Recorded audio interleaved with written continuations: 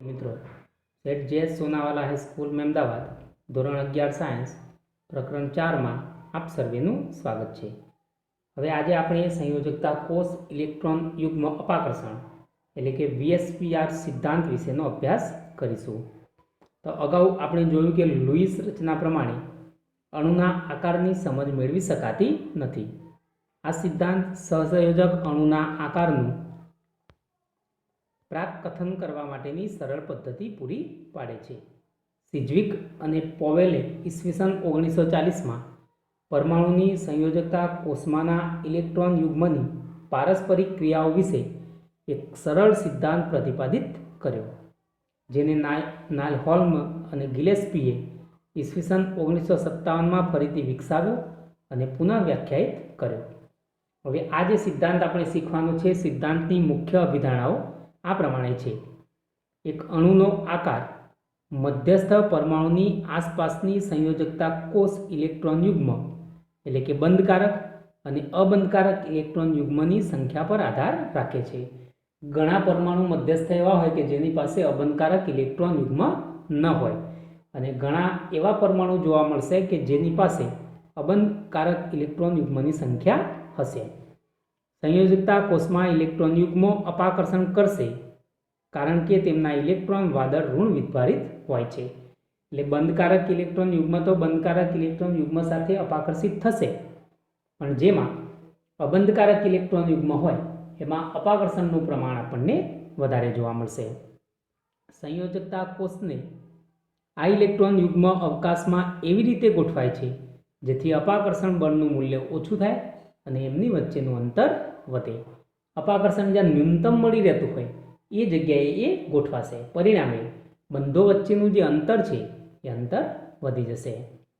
સંયોજકતા કોષને જો આપણે વર્તુળાકાર લઈએ તો એમાં ઇલેક્ટ્રોન એકબીજાથી મહત્તમ અંતરે વર્તુળાકાર સપાટી પર સ્થાનીકૃત થાય।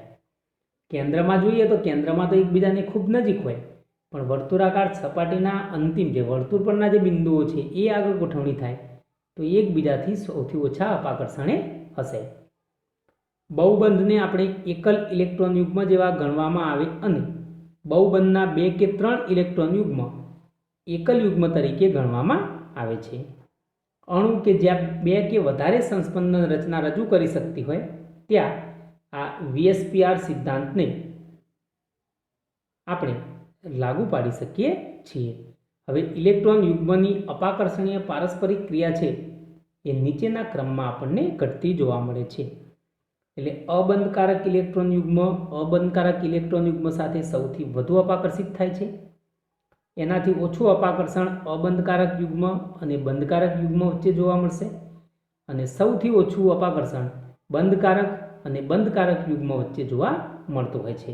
નાયહોલ્મ અને ગિલેસ્પીએ 1957માં આ નમૂનાને પુનઃ વ્યાખ્યાયિત કર્યો ત્યારે ઇલેક્ટ્રોનના અબંધકારક યુગ્મ અને ઇલેક્ટ્રોનના બંધકારક યુગ્મ વચ્ચેનો જે ભેદ હતો એ ભેદ એમને પણ સમજાવ્યો।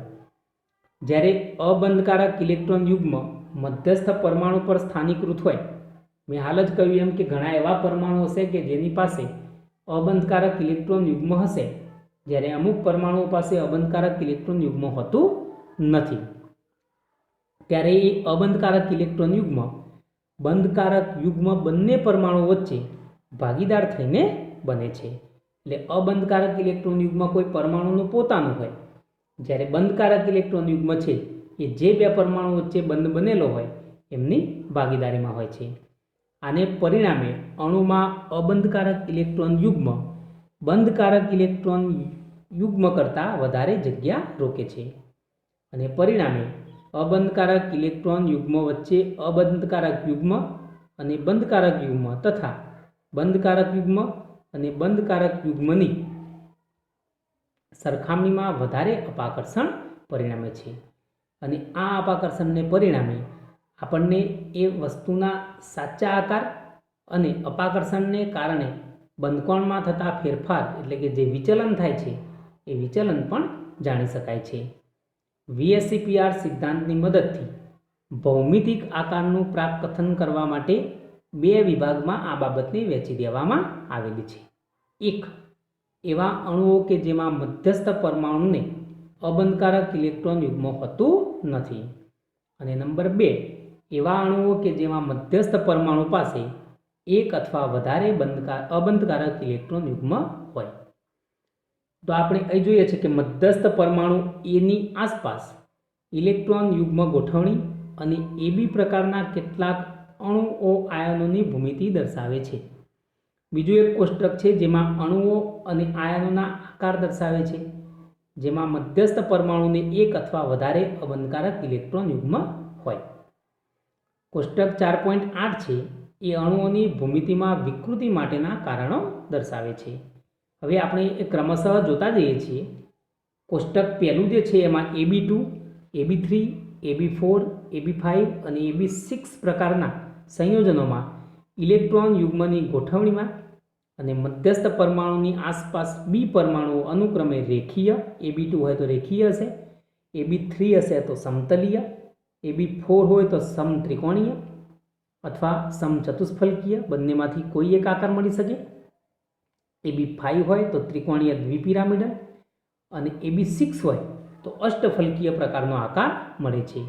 આવી ગોઠવણી આપણને BF3 છે એ AB3 પ્રકારનો અણુ છે, CH4 AB4 પ્રકારનો છે, PCl5 એ AB5 પ્રકારનો અણુ છે. જો નીચે આપણે જોઈ શકીએ છીએ BF3 છે એ AB3 પ્રકારનો છે, એટલે એની રચના આપણને જોવા મળશે સમતલીય સમત્રિકોણ. જ્યારે બીજો છે AB4 પ્રકારની રચનામાં CH4 છે, એમાં રચના હશે સમચતુષ્ફલકીય. સમચતુષ્ફલકીય એટલે કેવું, આપણે પેલી પાણીની ત્રિપાઈ જોતા હતા, પાણીની માટલી મૂકવા માટેની. તો એના જે 3 પાયા છે એ 3 પાયા પર 3 એક એક બિંદુ લઈ લો અને એ પાણીની માટલી પર એક ચોથું બિંદુ આમ સીધું ઊભું હોય તો એ સમચતુષ્ફલકીય રચના છે. હવે PCl5 છે AB5, એમાં ત્રિકોણીય પિરામિડ રચના હોય. તો આપણે એક ત્રિકોણ દોરીએ અને ત્રિકોણના 3 ખૂણાઓ પર એક એક બિંદુ મૂકીએ. હવે ત્રિકોણની બિલકુલ મધ્યમાં એક બિંદુ ઉપરની તરફ અને મધ્યમાં એક બિંદુ નીચેની તરફ રાખીએ તો એ જે આકાર થાય, બે પ્રિઝમને એકબીજાની સામસામે ગોઠવીએ અને જે આકાર થાય એને ત્રિકોણીય દ્વિપિરામિડલ કહેવાય. VSPR સિદ્ધાંત ખાસ કરીને P વિભાગના તત્વોના સંયોજનોના મોટાભાગના અણુઓની ભૂમિતિનું પ્રાકકથન કરી શકે છે. બે શક્ય રચનાઓ વચ્ચે ઉર્જા ફેરફાર ઓછો હોય ત્યારે પણ ખૂબ જ ચોકસાઈથી એની ભૂમિતિ નક્કી કરવામાં આ સિદ્ધાંત સફળ રહ્યો છે.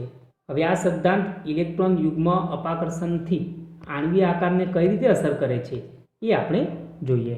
જો મિત્રો, અહીં આપણને રચનાઓ આપેલી છે. ઇલેક્ટ્રોન યુગ્મની ગોઠવણી છે. સૌપ્રથમ 2 ઇલેક્ટ્રોન યુગ્મ હોય. ઇલેક્ટ્રોન યુગ્મની સંખ્યા કેટલી છે? 2. અને ઇલેક્ટ્રોન યુગ્મની ગોઠવણી જો 180 અંશના ખૂણે હોય તો આકાર મળશે આપણને રેખીય. BeCl2 અને HgCl2 એના ઉદાહરણો છે.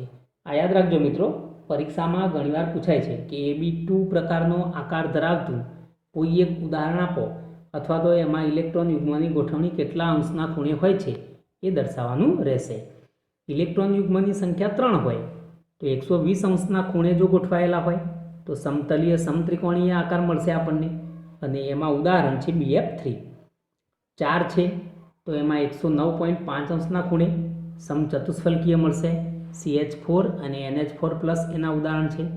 5 હોય તો ત્રિકોણીય દ્વિપિરામિડલ છે, એટલે બે પ્રિઝમને એકબીજા પર ઉલટા મૂકવામાં આવે તો એ જે રચના છે ત્રિકોણીય દ્વિપિરામિડલ થશે.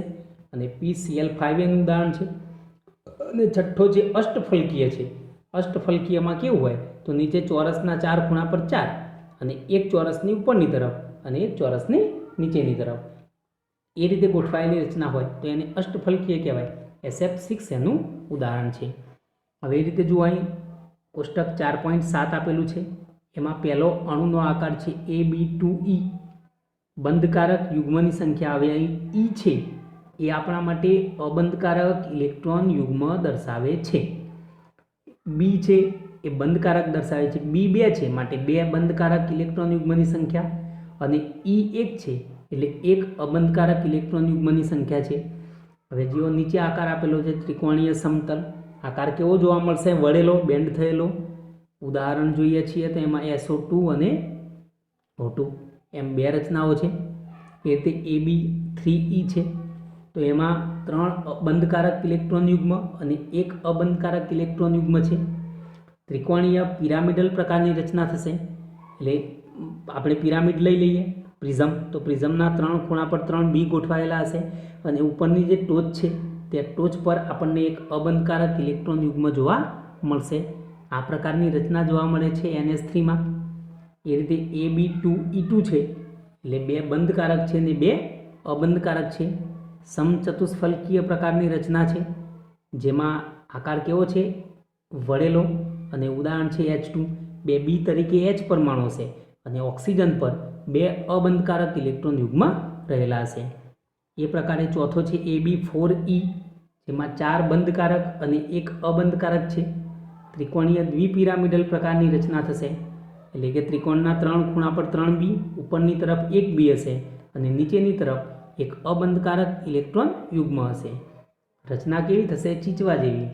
પેલો ચીચવો કહીએ છીએ ને, એ ચીચવા જેવી. અને એમાં ઉદાહરણ છે SF4. પછી AB3E2 છે, તો AB3E2માં ત્રિકોણીય દ્વિપિરામિડલ છે, પણ ત્રિકોણીય દ્વિપિરામિડલમાં આકાર કેવો બનશે? ટી જેવો. એટલે કે જે ત્રિકોણના 3 ખૂણા છે, 3 ખૂણામાંથી 2 ખૂણા પર 2 બી હશે અને 1 ખૂણા પર અબંધકારક ઇલેક્ટ્રોન યુગ્મ હશે. નીચેની તરફ 1 બી હશે અને ઉપરની તરફ 1 અબંધકારક ઇલેક્ટ્રોન યુગ્મ જોવા મળશે. અને એની રચના છે ClF3 પ્રકારની. એ રીતે AB5E છે, એમાં સમચોરસ પિરામિડલ થશે. એટલે સમચોરસના 4 ખૂણા પર બી હશે અને 1 ઉપરની તરફ બી હશે, જ્યારે નીચેની તરફ 1 અબંધકારક ઇલેક્ટ્રોન યુગ્મ જોવા મળશે. BrF5માં રચના છે. અને AB4E2 છે, તો AB4E2માં સમતલીય ચોરસ રચના છે. સમતલીય ચોરસમાં ચોરસના 4 ખૂણા પર 4 બી હશે, જ્યારે ઉપરની તરફ અને નીચેની તરફ આપણને 1 અબંધકારક ઇલેક્ટ્રોન યુગ્મ જોવા મળી રહેશે. હવે એક બીજું કોષ્ટક છે 4.8, બંધકારક યુગ્મ અને અબંધકારક યુગ્મ ધરાવતા અણુઓના આકાર છે. તો એ AB2E 4 બંધકારક અને 1 અબંધકારક યુગ્મની સંખ્યા છે. તો 4 બંધકારક છે એટલે આ દ્વિબંધ ધરાવતા સંયોજનો છે, પણ એમાં પરમાણુ તો 2 જ જોવા મળશે બીના, પણ બંને એકબીજા સાથે દ્વિબંધથી જોડાયેલા હશે. S સાથે બંને ઓક્સિજન દ્વિબંધથી જોડાયેલા છે. હવે આકાર કેવો છે? વળેલો. અને વળેલો આકાર કેમ છે એના કારણ તમને બાજુમાં દર્શાવેલા છે. સૈદ્ધાંતિક રીતે આ આકાર ત્રિકોણીય સમતલ હોવો જોઈએ, પરંતુ S પર રહેલું જે અબંધકારક ઇલેક્ટ્રોન યુગ્મ છે, અબંધકારક ઇલેક્ટ્રોન યુગ્મ બંધકારક ઇલેક્ટ્રોન યુગ્મ સાથે અપાકર્ષણ અનુભવશે. પરિણામે એ જે ખૂણો છે એ ઘટીને 120માંથી 119.5 થાય છે. એ તે AB3E છે, 3 બંધકારક 1 અબંધકારક, NH3માં જોવા મળે છે. ત્રિકોણીય પિરામિડલ રચના હોય. IP એટલે બંધકારક અબંધકારક છે અને BP એટલે બંધકારક. જો IPના સ્થાને BP હોત તો આકાર સમચતુષ્ફલકીય હોત, પણ એક અબંધકારક યુગ્મ હાજર છે. પરિણામે IPBP અને BPBP વચ્ચેનું અપાકર્ષણ IPBPનું અપાકર્ષણ વધારે છે. પરિણામે બંધકારક યુગ્મ શું છે? અંદરની તરફ ખેંચાશે. પરિણામે ખૂણો જે હશે એનાથી ઘટશે. 109.5 છે, એનાથી ઘટીને 107 જેટલો થશે. હવે AB2E2 છે. AB2E2માં 2 અબંધકારક છે અને 2 બંધકારક. વળેલો આકાર જોવા મળશે. જો બધા જ BP હોત તો આકાર કેવો હોત? સમચતુષ્ફલકીય. કારણ કે 4 છે એટલે 4 હોય તો આકાર સમચતુષ્ફલકીય જોવા મળે. પણ આકાર કેવો થાય? વિકૃત સમચતુષ્ફલકીય બને છે અથવા તો કોણીય બને છે, કારણ કે IP અપાકર્ષણ છે એ BP અપાકર્ષણ કરતાં વધુ છે. એટલે ઉપર પણ જુઓ મિત્રો, 109.5માંથી ઘટીને ખૂણો કેટલો થયો? 107, કારણ કે ત્યાં અબંધકારક ઇલેક્ટ્રોન યુગ્મ કેટલું હતું? N પર 1 જ. અહીં ઓક્સિજન પર 2 અબંધકારક ઇલેક્ટ્રોન યુગ્મ છે. એટલે ઉપરના ઉદાહરણ કરતાં વધુ આપણને અહીં અપાકર્ષણ જોવા મળશે. પરિણામે ઉપર 109.5માંથી ઘટીને 107 થયું, અહીં 109.5માંથી ઘટીને 104.5 થઈ જશે. એ પછી AB4E છે, 4 અબંધકારક અને 1 બંધકારક. હવે અહીં એમાં IP અક્ષીય છે, તેથી 90 અંશને ખૂણે 3 IPBP અપાકર્ષણ અને B IP વિષુવવૃત્તીય સ્થિતિમાં છે. પરિણામે IPBP અપાકર્ષણ છે, એટલે B ગોઠવણી વધુ સ્થાયી જોવા મળશે. 2 ગોઠવણીઓ છે, જુઓ 1 અને 2. હવે 1 અને 2માં બીજી જે ગોઠવણી છે વધારે છે, એટલે સમચતુષ્ફલકીય પ્રકારનો આકાર મળશે, પણ કેવો હશે? એક વિકૃત પ્રકારનો સમચતુષ્ફલકીય. એ જ પ્રમાણે અહીં AB3E2 પ્રકારની રચના છે, 3 અને 2, જેમાં ટી આકાર જે પહેલો છે એમાં આઈપી વિષુવવૃત્તીય સ્થાનમાં છે, એટલે આઈપીબીપી અપાકર્ષણ. બીજામાં જેમાં આઈપી અક્ષીય સ્થાનમાં હોય, અક્ષીય એટલે એની વચ્ચેની ધરીમાંથી પસાર થતું હોય એવી રચનામાં એના કરતાં ઓછું હોય છે, અને તેથી રચના એ છે એ સૌથી વધારે સ્થાયી આપણને જોવા મળશે. એટલે કયો આકાર મળશે આપણને? ટી આકાર. ટી આકાર છે એ સૌથી વધારે સ્થાયી છે. હવે એ પછી સંયોજકતા બંધનવાદની થિયરી છે એ જોઈએ. આપણે જાણીએ છીએ કે લુઈસ અભિગમ અણુના આકાર લખવામાં મદદરૂપ થાય છે, પરંતુ રાસાયણિક બંધ જે છે એની રચના સમજાવવામાં એ નિષ્ફળ નીવડે છે. આ ઉપરાંત કોઈપણ બંધ માટેની બંધ વિયોજન એન્થાલ્પી, બંધ લંબાઈમાં જોવા મળતો તફાવત અને એ માટેના કેટલાક કારણો પણ એ દર્શાવી શકતો નથી. અને કેટલાક અણુઓ જેવા કે H2 435.8 કિલોજૂલ પ્રતિ મોલ અને 74 પિકોમીટર જેટલી બંધ લંબાઈ, જ્યારે F2 155 કિલોજૂલ પ્રતિ મોલ અને 144 પિકોમીટર માટે બંધ વિયોજન ઉર્જામાં અને બંધ લંબાઈમાં તફાવત માટે પણ કોઈ કારણ આપી શકતો નથી. આપણે અગાઉ જોયું છે કે જેમ બંધ લંબાઈ ઓછી એમ બંધ વિયોજન એન્થાલ્પીનું મૂલ્ય વધારે હોય. તો આ બંને કિસ્સામાં આપણે જોઈ શકીએ છીએ કે સહસંયોજક બંધ છે એ અનુરૂપ પરમાણુ વચ્ચે ઇલેક્ટ્રોન ભાગીદારીથી રચાયેલો હોય છે, જ્યારે બહુપરમાણુય અણુના આકાર માટેની પણ કોઈ માહિતી આપણને લુઈસનો અભિગમ આપતો નથી. એ જ પ્રમાણે VSPR સિદ્ધાંત જે છે એ સિદ્ધાંત સાદા અણુઓની ભૂમિતિ આપી શકે છે, પણ એ ભૂમિતિને સૈદ્ધાંતિક રીતે સમજાવી શકતો નથી. એટલા માટે એના જે ઉપયોગો છે એ ઉપયોગો પણ મર્યાદિત છે. તો આ મર્યાદિત ઉપયોગોને દૂર કરવા માટે ક્વોન્ટમ યાંત્રિકીના સિદ્ધાંત પર રચાયેલો એક નવો વાદ છે, જેને આપણે સંયોજકતા બંધનવાદ અથવા તો આણ્વીય કક્ષકવાદ તરીકે ઓળખીશું. હવે સંયોજકતા બંધનવાદ આપણે જોઈએ તો ઈસવીસન 1927માં હિટલર અને લંડને દાખલ કરેલો, જેનો પાઉલિંગ અને અન્યોએ બહુ વિકસાવ્યો. સંયોજકતા બંધનવાદમાં આપણે જોઈશું કે એમાં જે ચર્ચાનો આધાર છે એ પરમાણ્વીય કક્ષકો અને તત્વોની ઇલેક્ટ્રોનીય રચના સાથે સાથે પરમાણ્વીય કક્ષકોનું થતું અતિવ્યાપન, એટલે પરમાણ્વીય કક્ષકો એકબીજા પર ઓવરલેપિંગ થાય છે, જે આપણે રેખીય વર્ણપટમાં જોયું હતું, અને એનું સંમિશ્રણ, પરમાણ્વીય કક્ષકોના સંકરણ દ્વારા કઈ કઈ પરમાણ્વીય કક્ષકો બને છે એ આપણે હવે આના પછીના મુદ્દામાં જોઈશું. એ જ સાથે અધ્યારોપણ, આ તમામ બાબતો પર આધારિત છે. જો આપણે એને ઉદાહરણ દ્વારા સમજીએ, બે હાઇડ્રોજન પરમાણુઓ A અને B, તેમના કેન્દ્ર Na અને Nb એકબીજાની નજીક હોય છે, કારણ કે હાઇડ્રોજન પરમાણુનું કદ કેવું છે? નાનું છે. પરિણામે એમના જે ઇલેક્ટ્રોન છે Ea અને Eb એ જ્યારે આ બે પરમાણુ એકબીજાથી ઘણે જ દૂર હોય ત્યારે તેમની વચ્ચે પારસ્પરિક ક્રિયા થશે નહીં. આ બંને પરમાણુઓ જેમ જેમ એકબીજાની નજીક આવે છે તેમ તેમ નવા આકર્ષણ અને અપાકર્ષણ બળો એમની વચ્ચે ઉદ્ભવશે. અને આકર્ષણ અને અપાકર્ષણ બળો કયા હશે એ જોઈએ. પહેલું છે એક પરમાણુનું કેન્દ્ર અને પોતાનો ઇલેક્ટ્રોન, એટલે Na અને Nb Eb વચ્ચે આકર્ષણ જોવા મળશે. એ જ પ્રમાણે એક પરમાણુનું કેન્દ્ર અને બીજા પરમાણુનો ઇલેક્ટ્રોન, તો Na-Eb અને Nb-Ea વચ્ચે પણ આકર્ષણ ઉદ્ભવશે.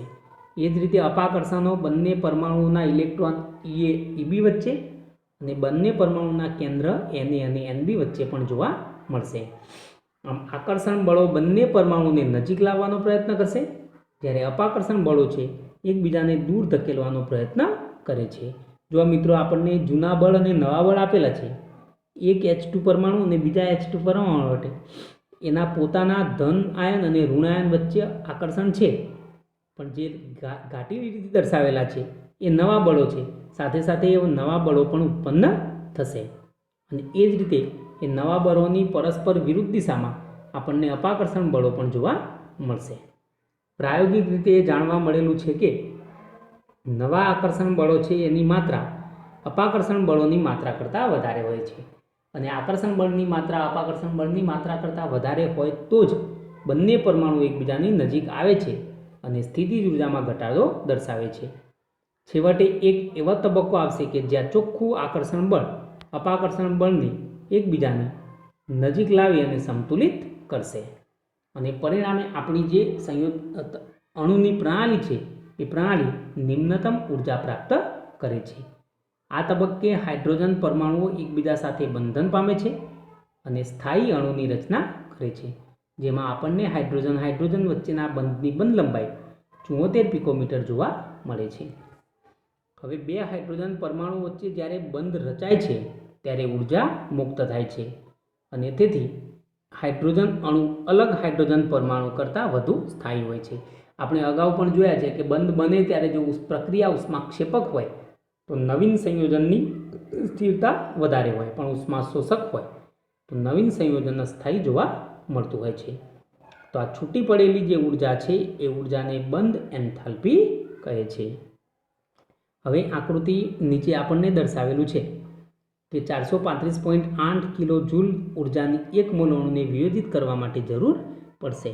જો અહીં દર્શાવેલું છે બંધ લંબાઈ કેટલી છે 74 પિકોમીટર અને ઉર્જા કેટલી છે 435.8 કિલો જૂલ પ્રતિ મોલ.